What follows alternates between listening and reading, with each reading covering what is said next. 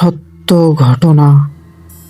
তেঁতুলতলার ওই গ্রামে রাত ৩টার পর কেউ গেলে সে আর কখনো ফিরে আসে না।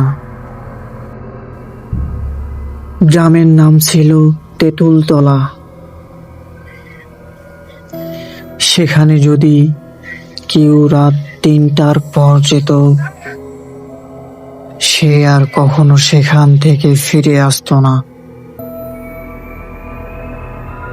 সেদিন আমি আমার বন্ধুর বাড়ি থেকে ফিরছিলাম।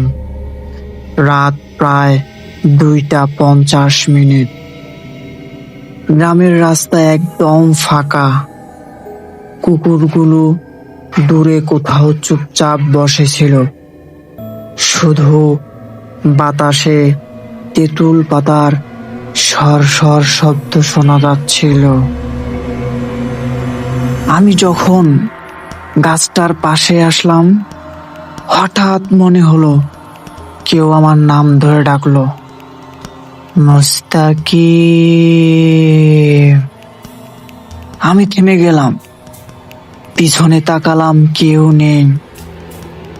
ভাবলাম হয়তো কানে ভুল শুনেছি। হাঁটতে শুরু করলাম আবার।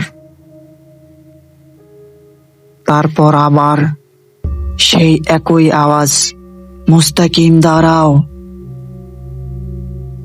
এবার গলার স্বরটা একদম কাছ থেকে এলো।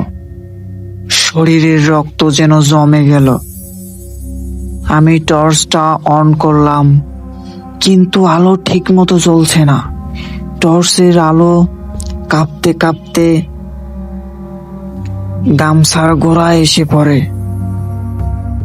আর আমি দেখলাম একটা লাল শাড়ি পরা মহিলা, চুলগুলো লম্বা লম্বা, মুখটা অর্ধেক ঢাকা,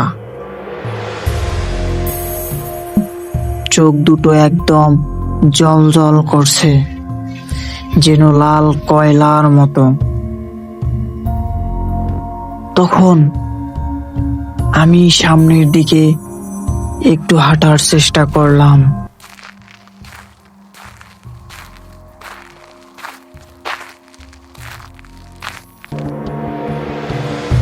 কিন্তু কেন জানি আমার পা নড়ছেই না।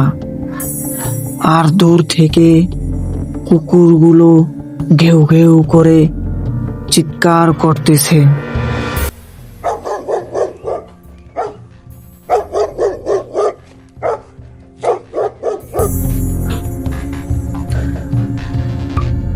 আর সেই মহিলাটি তখন বলল, ধীরে ধীরে বলতে শুরু করলো, এই রাস্তা দিয়ে কেউ আসে না এখন, তুমি কেন এসেছো? আমি ভয়ে পিছিয়ে যাচ্ছিলাম, কিন্তু পা যেন নড়ছিলই না। তারপর সে হঠাৎ হেসে উঠল, হা হা হা হা। হাসিটা এমন ভাবে প্রতিধ্বনি হচ্ছিল, মনে হচ্ছিল পুরো গ্রাম জুড়ে হাসছে সে।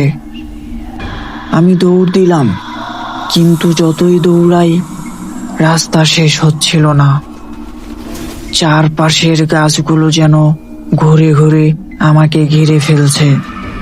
হঠাৎ কানে এলো পায়ের আওয়াজ, কেউ আমার পেছনে দৌড়াচ্ছে।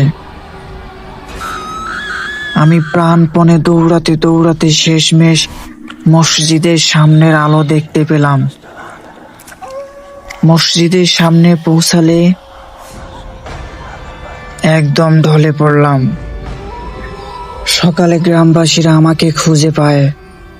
আর সবচেয়ে অদ্ভুত ব্যাপার, যে তেঁতুল গাছের নিচে আমি থেমেছিলাম, সেটার গোড়ায় আজও একটি লাল ওড়না ঝুলে আছে। কেউ জানে না সেটা কার।